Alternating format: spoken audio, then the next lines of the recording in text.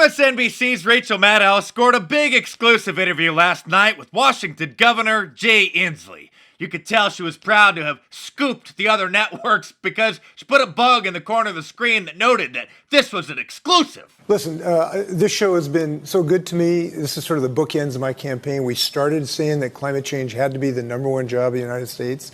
I felt very good saying that the first days of my campaign. I feel very good saying that now. But it's become clear that I'm not going to be carrying the ball. I'm not going to be the president, so I'm withdrawing tonight from the race. You know, this was big news for most Americans because it was the first time that they learned that he had been running for president. In fact, this was the first time that most Americans even heard that such a man exists. But thanks for the breaking news, Rachel. Keep up the great work. Now all eyes are on you, Bill DeBlasio, who was just able to attract a crowd of about 15 people in Cedar Rapids, Iowa. I'd be willing to bet that literally every single person there just happened to be hanging out at the cafe when he came in for his event. I mean, look at this. Half the seats are even empty. He's still trying his best though, but just can't catch a break. Here he is yesterday calling in via video to the Iowa Federation of Labor, and I didn't alter this in any way whatsoever.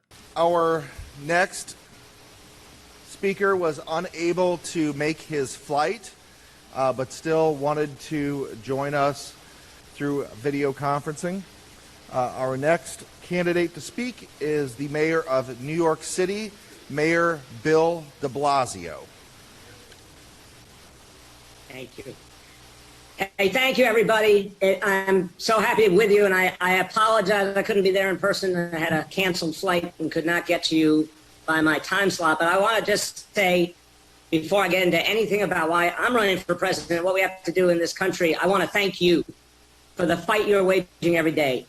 Organized labor in Iowa has been fighting a really, really difficult battle, but you've been doing it in a way that shows so much passion, so much strength. And I believe the tide is turning.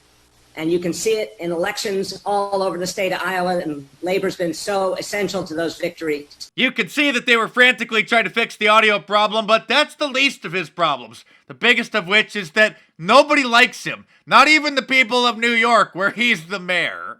You stay in the race as long as possible, though, Bill. It was such a slow news day today, I wasn't sure what I was going to do a video on until I happened to see the latest turn of events from your campaign. I do miss Eric Swalwell, but Bill DeBlasio may be providing us with even more entertainment. So you hang in there, Bill. In other news, Fredo's back on the air. CNN gave him most of the week off last week after the video surfaced of his little episode. But now he's upset that President Trump looks too young for a 73-year-old man. Look at how different. Here's a great example of this. Look at presidents when they come in and when they leave. I mean, come on. Look at Clinton's hair. Went white. George W. Bush looks like he got a beat down. Obama looks like his own grandfather. I mean, look at it. I mean, this is a very hard job because of the stress that they carry with them. Now, let's look at this president. It's been almost 3 years since Trump won the presidency. He looks exactly the same. I mean, his hair is like, I don't know what's going on with that. But look, he may do things that presidents in the past haven't done to augment their physical reality. But it could also be that he doesn't care the way others have. I know it's hard to believe, but CNN may have actually run out of things to complain about. I never would have imagined that they would be disappointed that the president's not aging fast enough. And by the way, Fredo, President Clinton, Bush, and Obama were all in office for 8 years. That's 2 terms for you Democrats out there who can't do math. So of course their before and after photos are going to look a lot different than someone who's been in office for just 2.5. Former Maryland Congressman John Delaney, who will also sadly be dropping out soon, has injected some sanity into the race and just admitted that his fellow Democrats are hoping for a recession, thinking that that will finally be enough to get rid of President Trump. I hope it's not. It feels like some Democrats are cheering on a recession because they want to stick it to Trump. I don't want a recession because I don't want these workers in here to face a recession.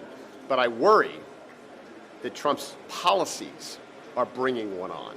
Actually, sir, if we have a recession, it'll most likely be due to what are called economic cycles. Because the market goes up and then the market comes down. And then the market goes up and the market comes down. But at some point, I mean, we probably are going to have a complete and utter economic collapse because, let's face it, we're way too far in debt. And it's like musical chairs. And whatever president is standing when it happens is going to get the blame. But it's been a long time coming. But that's a topic for a whole other video. Subscribe to my channel if you're new here, and if you guys enjoy watching my videos, click some of the links in the description below to support the channel, or head on over to my online store at markdice.com and get one of my awesome shirts and hats available now too, like the I Love Global Warming shirt or hat, or any of my awesome designs, all available in a t-shirt, long sleeve, and a hoodie, and a whole bunch of different colors as well. And of course, your purchase helps keep this channel going, so thanks for your support, guys.